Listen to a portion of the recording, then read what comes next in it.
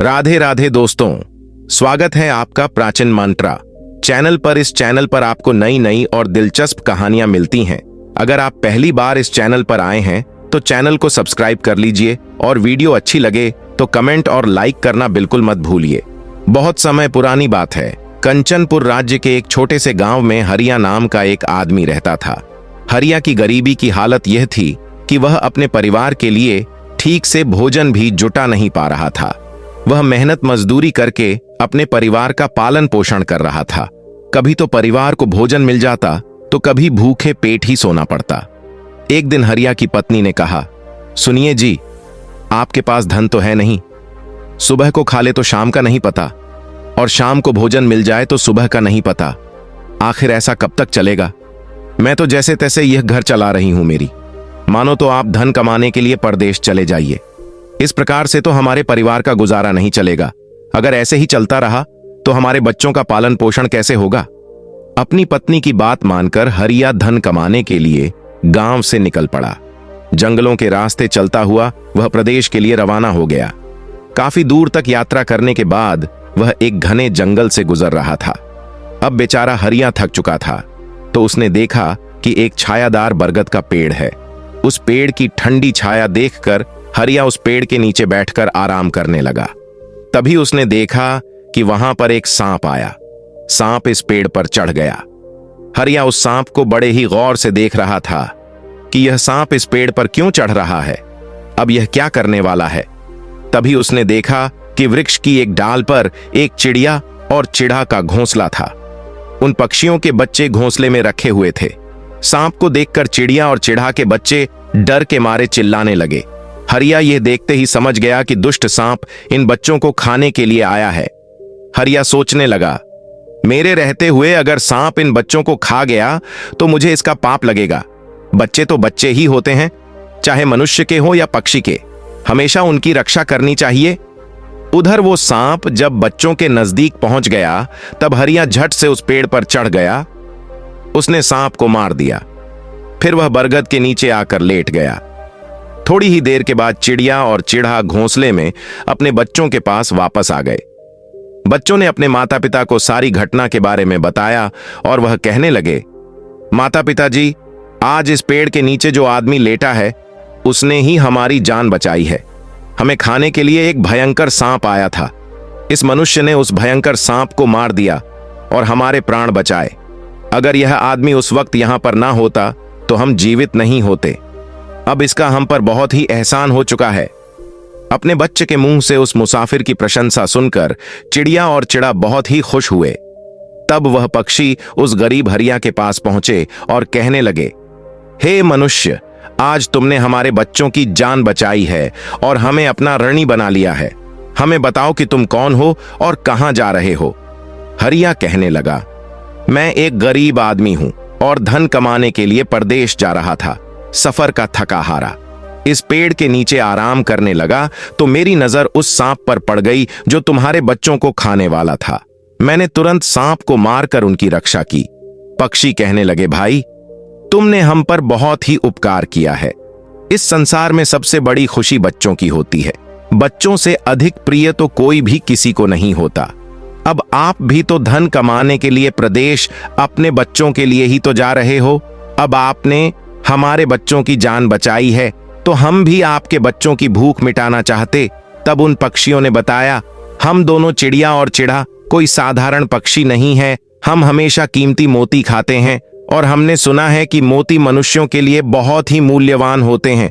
हम तुम्हें कुछ मोती देंगे, तुम उन मोतियों को बेचकर बाजार से कुछ खाने पीने का सामान ले आओ और आज से तुम यहीं पर रहकर हमारे बच्चों की रक्षा करना। हम रोज इसी तरह से कीमती मोती लाकर तुम्हें देते रहेंगे। उन पक्षियों की यह बात सुनकर हरिया बहुत ही खुश हो गया।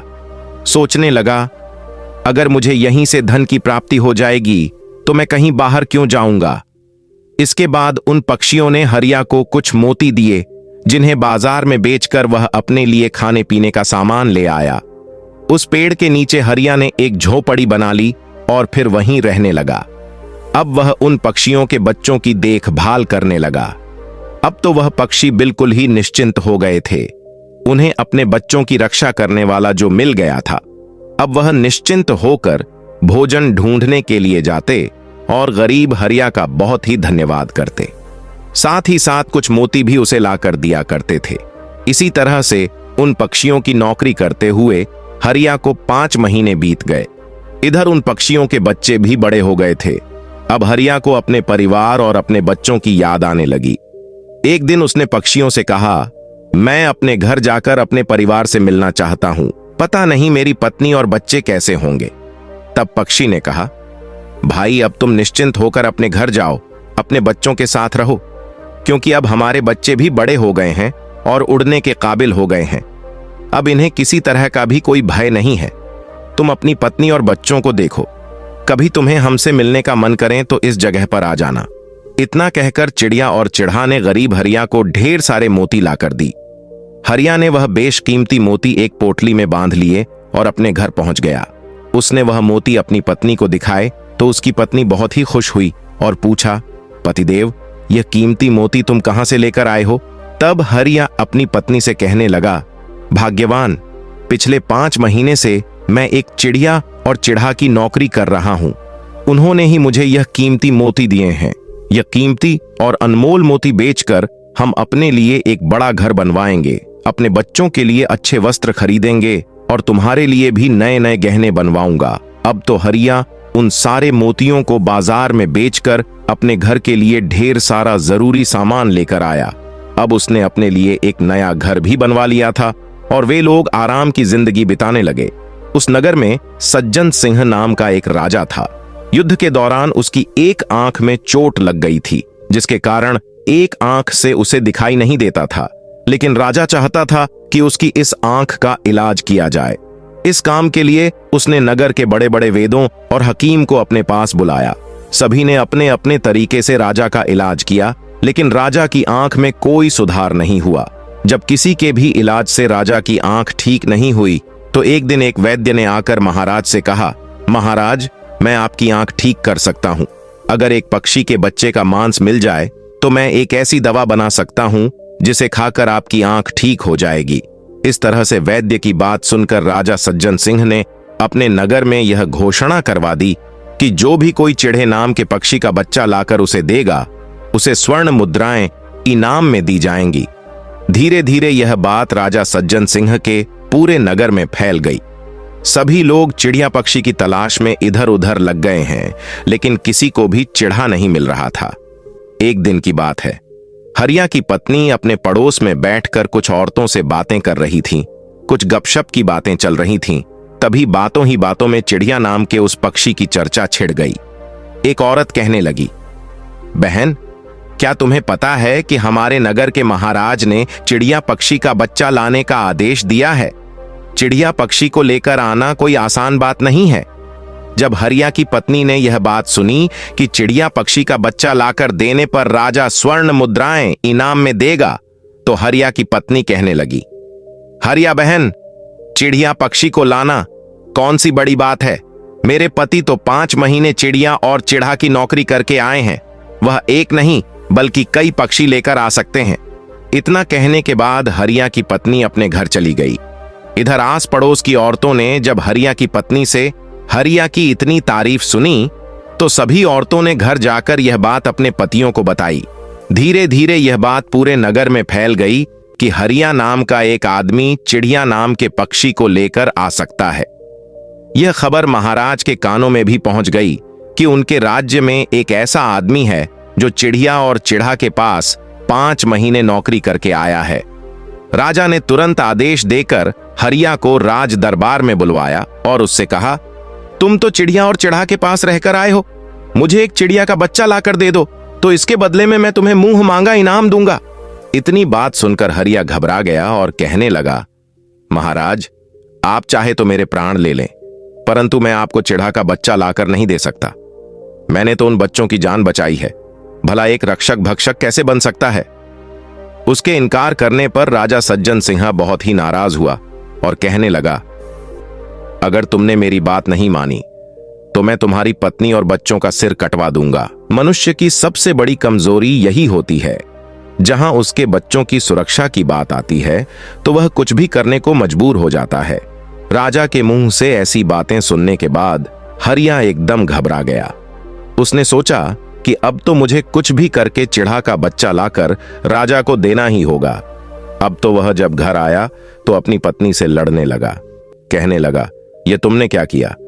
तुम्हें बिल्कुल भी अक्ल नहीं है। अब मैं कहां जाता हूं और क्या करता हूं? ये बातें तुमने पड़ोस की सभी औरतों को बता दी और तभी धीरे धीरे राजा के पास पहुंच गई। जिन चिड़िया और चिढ़ा ने हमें खाने के लिए भोजन दिया, रहने के लिए घर दिया और पहनने के लिए अच्छे वस्त्र दिए, मैं उनके साथ गद्दारी कैसे कर सकता हूं? तुमने यह बात आस पड़ोस की औरतों को बताकर बड़ी ही भूल की है। तुम्हें अपने घर की बातें किसी दूसरे के साथ नहीं करनी चाहिए थी। हमारे घर की कितनी कमाई है, हमारी कमाई का क्या साधन है, यह कभी भी दूसरों को नहीं बताना चाहिए। किसी ने बिल्कुल सच कहा है, औरतों के पेट में कोई बात नहीं पचती। तुम्हारी यह गलती आज हमारे परिवार के लिए मौत का कारण बन चुकी है।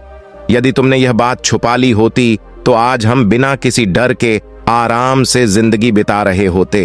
अब तो मुझे राजा की आज्ञा को पूरा करते हुए चिढ़ा का बच्चा राजा को लाकर देना ही पड़ेगा, लेकिन ऐसा करने से मैं पापी कहलाऊंगा। जिन बच्चों की मैंने इतने दिनों तक देखभाल करी, जिन्हें मरने से बचाया, अब मैं किस तरह से उन्हें मौत के मुंह में डाल सकता हूं? पत्नी कहने लगी, पतिदेव, अब जो भी हो, तुम्हें अपने बच्चों की जिंदगी बचाने के लिए यह पाप तो करना ही पड़ेगा। बेचारा लाचार हरिया जंगल की तरफ चल पड़ा, जहां वह उन पक्षियों के बच्चों की देखभाल किया करता था।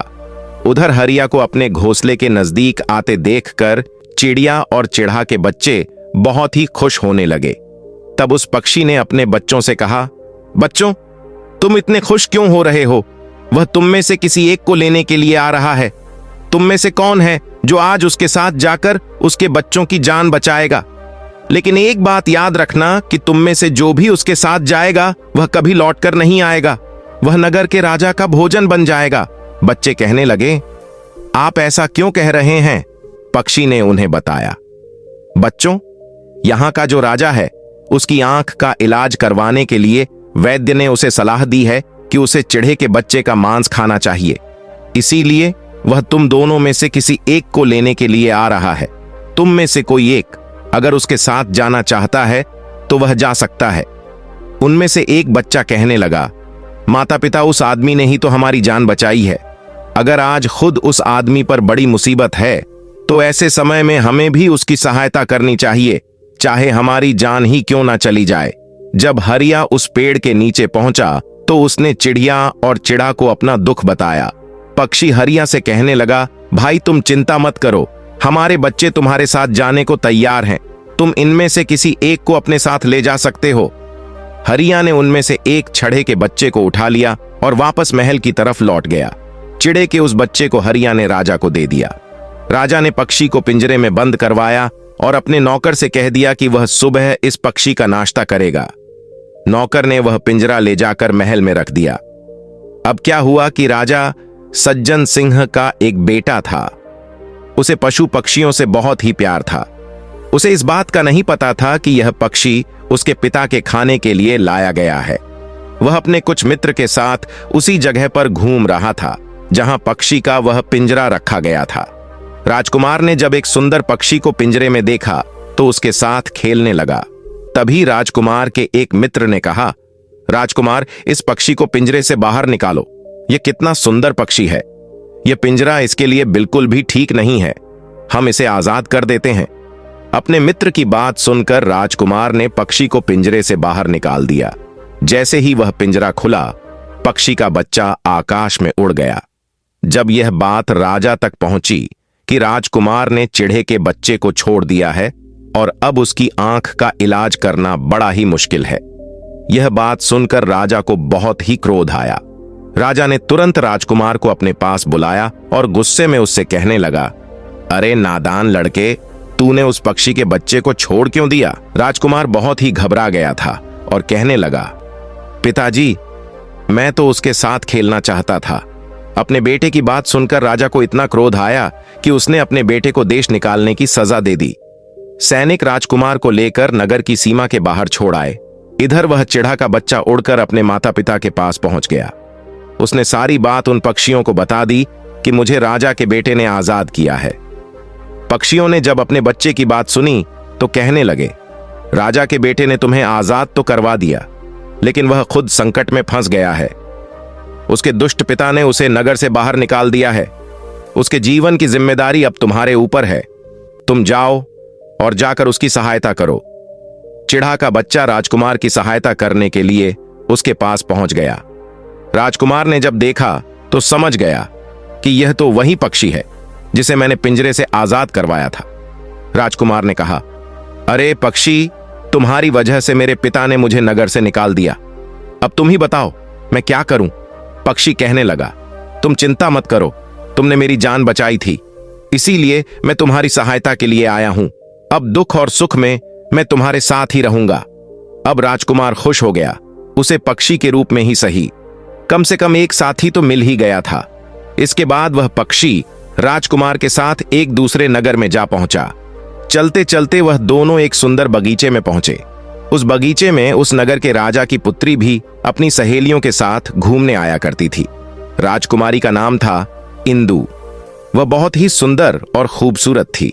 उसकी खूबसूरती की चर्चाएं पूरे नगर में फैली हुई थी। राजकुमार और वह पक्षी जब उस बगीचे में बैठे हुए थे, तभी राजा की बेटी इंदु अपनी सहेलियों के साथ बगीचे में घूमने के लिए आ गई।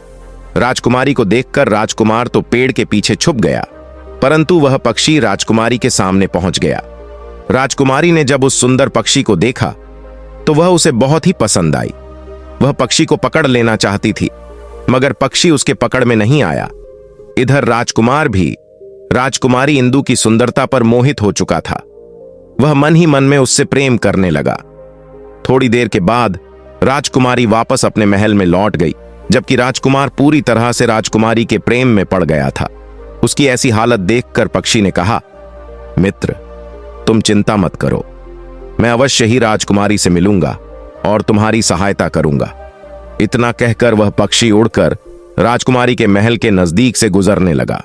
वापस आकर उसने राजकुमार से कहा, मित्र, राजकुमारी के महल में तो बहुत ही कड़ा पहरा है, इसीलिए उससे मिलना बहुत ही कठिन है, लेकिन आज रात को मैं उसके कमरे में अवश्य जाऊंगा।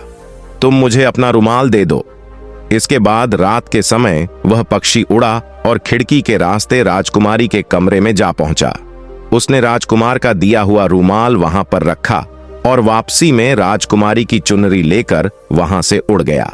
सुबह राजकुमारी की नींद खुली तो उसने देखा कि उसके कमरे में एक पुरुष का रुमाल था और उसकी खुद की चुनरी वहां से गायब थी। जब उसने ऐसा देखा तो सोचने लगी, अवश्य ही रात को मेरे कमरे में कोई पुरुष आया था।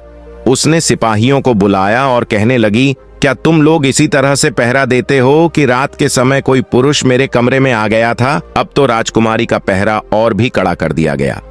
फिर एक रात वह पक्षी उड़ा और राजकुमारी के कमरे में राजकुमार का लिखा हुआ प्रेम पत्र छोड़कर आ गया। सुबह जब राजकुमारी ने वह पत्र पढ़ा तो उसमें लिखा था, प्रिय राजकुमारी, मैंने जब से तुम्हें देखा है तुमसे प्रेम करने लगा हूं। अब मैं तुम्हारे बिना जीवित नहीं रह सकता। अगर तुम मुझसे मिलना चाहती हो तो आज दोपहर के समय बगीचे में आ जाना। राजकुमारी ने जब वह पत्र पढ़ा तो उसके मन में भी इच्छा हुई कि वह राजकुमार से मिले। दोपहर के समय जब वह अकेली बागीचे में पहुंची तो वहां उसे कोई नहीं दिखाई दिया, सिर्फ वह पक्षी ही इधर उधर उड़ रहा था। पक्षी ने जब देखा कि राजकुमारी आ गई है तो वह राजकुमार को लेकर उसके सामने आ गया। राजकुमार को देखकर राजकुमारी ने कहा, अच्छा तो तुम हो वह बहादुर व्यक्ति जो इतना कड़ा पहरा होने के बावजूद भी मेरे कमरे में अपना प्रेम पत्र छोड़ गया था। राजकुमार इतना सुंदर था कि राजकुमारी भी उस पर मोहित हो गई। वे दोनों एक दूसरे से प्रेम करने लगे। तब राजकुमार ने अपनी सारी सच्चाई उसे बता दी। यह सच्चाई जानने के बाद मेरे पिता मेरी शादी तुमसे नहीं करेंगे, इसीलिए हमें भागकर शादी करनी होगी। राजकुमार इस बात के लिए तैयार हो गया और फिर अगले दिन वे दोनों उस पक्षी के साथ राज्य छोड़कर चले गए। चलते चलते वे दूर एक जंगल में जा पहुंचे, जहां पर उन्होंने एक झोपड़ी बनाई और वहीं पर रहने लगे। उनका जीवन बड़े ही प्रेम से बीत रहा था। एक दिन झोपड़ी में आग लग गई। उस आग में वे दोनों तो बच गए, लेकिन पक्षी का एक पंख जल गया। पक्षी कहने लगा, अब तुम दोनों को अपने पिता सज्जन सिंह के महल में चले जाना चाहिए। मुझे लगता है इतना समय बीत जाने के बाद अब उन्हें भी तुम्हारी याद आती होगी और तुम्हारे विवाह के बारे में जानकर वे अवश्य ही तुम्हें माफ कर देंगे। लेकिन मैं तो अभी नहीं आ सकता क्योंकि मेरा एक पंख जल गया है। मुझे यहीं पर रहकर अपने पंख के उगने का इंतजार करना होगा। पक्षी की बात मानकर वे दोनों जंगल से निकल गए। आगे बढ़ने पर रास्ते में एक नदी थी। दोनों नाव पर सवार होकर नदी पार करने लगे, लेकिन अचानक नाव के पलट जाने से वे दोनों पानी में गिर गए। पानी में बहते बहते वे दोनों दूर निकल गए। राजकुमारी पानी के बहाव में नगर के एक किनारे पर जा पहुंची, जहां पर कुछ सैनिक उसे बेहोशी की हालत में उठाकर महल में लेकर आए। उस नगर के राजा ने जब राजकुमारी को देखा तो उसकी सुंदरता पर वह मोहित हो गया। राजकुमारी के होश में आने पर वह कहने लगा, प्रिय, मैं तुमसे शादी करना चाहता हूं।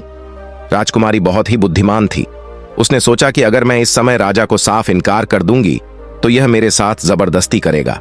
उसने कहा, महाराज, मुझे सोचने के लिए कुछ समय दीजिए, मैं अवश्य ही आपसे विवाह करूंगी। राजा इस बात को तैयार हो गया। अब वह राजकुमारी उसी महल में रहने लगी। वह गरीबों को भोजन करवाने लगी। दूसरी तरफ राजकुमार बहता हुआ इस नगर के दूसरे किनारे पर जा निकला। भटकते भटकते वह महल में जा पहुंचा, जहां राजकुमारी गरीब लोगों को भोजन करवाती थी। राजकुमारी ने उसे पहचान लिया और उसे एकांत में अपने साथ ले गई। उसने राजकुमार से कहा, प्रिय राजकुमार, हमें यहां से निकलने का कोई रास्ता ढूंढना होगा। तुम मेरी मानो तो अपना भेष बदलकर इसी राजा के यहां पर नौकरी कर लो। जिस दिन हम दोनों को मौका मिलेगा हम यहां से भाग जाएंगे। राजकुमार ने ऐसा ही किया। भेष बदलकर वह राजा के यहां पर नौकरी करने लगा। एक दिन की बात है, जब राजकुमारी और उसका नौकर दोनों पक्षियों को दाना डाल रहे थे कि तभी वह पक्षी भी वहां पर उड़ता हुआ आया। उसका पंख ठीक हो चुका था। उसने राजकुमारी को पहचान लिया। उनके पास जाकर उनका हालचाल पूछा। तब राजकुमारी ने उसे पूरी घटना बता दी कि वे किस तरह से यहां पर आकर फंस चुके हैं। पक्षी ने कहा, आप चिंता न करें, मैं आ गया हूं। मैं आप दोनों को यहां से निकलवा दूंगा। फिर वह राजकुमारी से कहने लगा, राजकुमारी, आप ऐसा कीजिएगा कि महल के पहरेदार को स्वयं अपने हाथों से भोजन तैयार करवा के खिलाइए। जब वे लोग गहरी नींद में सो जाएंगे तब मैं उड़ते हुए आपके कमरे में आऊंगा और आपको इस बात की सूचना दूंगा।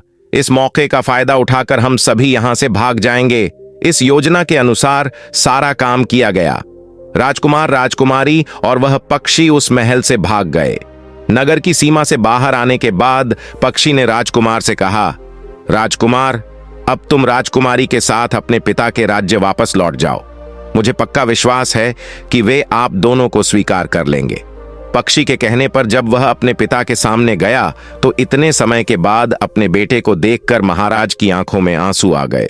उन्हें अपने किए पर बहुत ही पश्चाताप हो रहा था। उन्होंने अपने बेटे को गले से लगा लिया। जब उन्होंने अपने पुत्र वधू को देखा तो और भी प्रसन्न हुए। राजकुमार ने उन्हें बताया, पिताजी, जिस चिड़े के पक्षी को आप खाना चाहते थे और जिसको आजाद करने के कारण मुझे देश निकाला दे दिया था, उसी पक्षी ने मेरी सहायता की। उसी की वजह से मैं आज जीवित हूं और मुझे यहां तक लेकर आया। राजकुमार की यह बात सुनकर सज्जन सिंह ने उस चिड़े पक्षी का बहुत ही धन्यवाद किया। उस दिन से उसने अपने राज्य में यह घोषणा करवा दी कि उसके राज्य में कोई भी पशु पक्षियों को नहीं मारेगा। पक्षी उड़कर अपने माता पिता के पास लौट गया और राजकुमार अपनी पत्नी के साथ एक सुखमय जीवन बिताने लगा।